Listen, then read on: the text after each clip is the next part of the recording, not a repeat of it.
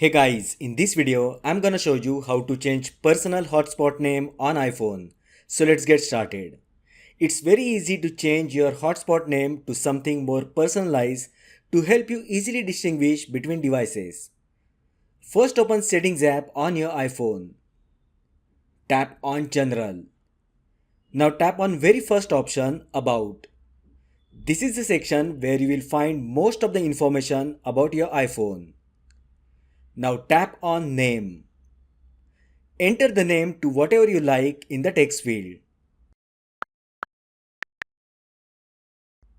Once done, tap Done button at the bottom. And that's it.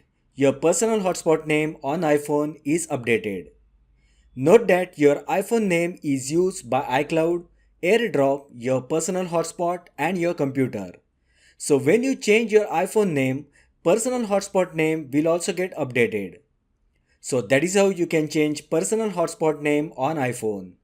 If you find the video helpful, then like the video, share with your friends and subscribe to my channel. Thanks for watching and I will see you in the next video.